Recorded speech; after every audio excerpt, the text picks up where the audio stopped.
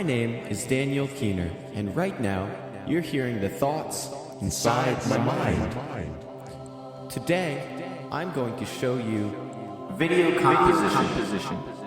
Video composition consists of the basic rules of making any film, movie, or video. These guidelines keep the movie interesting, keep the scenes informative, and allow the viewer to have a better experience. Let's get started. Our first rule is called the rule of thirds. This rule is most commonly seen in a newscasting station. As you can see, the placement of our two broadcasters seems a bit uneven and awkward. The rule of thirds splits the screen into 3 equal parts. At the point of division, each person is placed. This looks much more professional. One thing we should always avoid is a distracting background. This explanation is simple. Something that takes away from the main focus of the image. Here we film the steps required to open one's locker. It is a very simple and informative shot. But when someone's waving in the background, it takes away from the locker opener's image. And we don't like that. A focus shift, as the name implies, deals 100% with the focus option on the camera.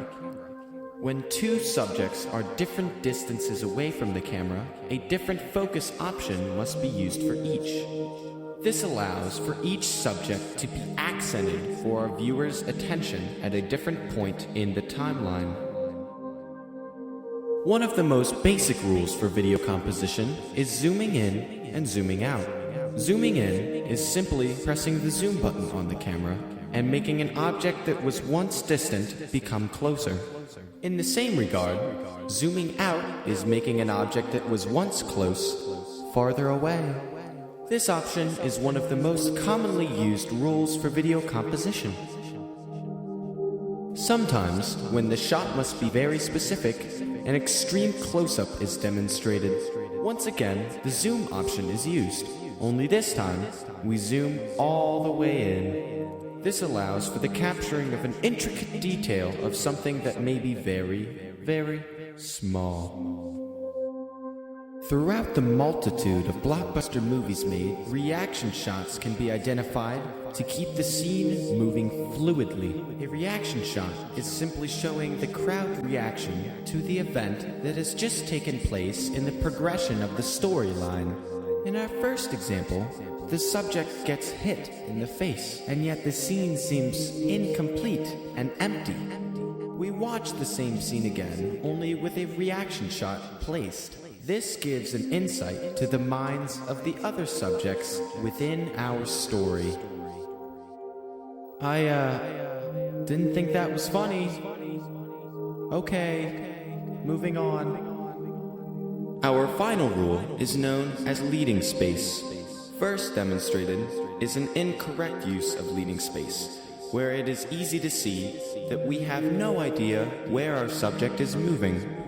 When this rule is active, we are able to split the screen into 3 parts, like the rule of thirds. Our subject lies at the back of the screen, so we can easily tell where he is moving to. Well, that concludes my thought process. I hope you learned something, and I wish that you would take home with you the rules of video composition.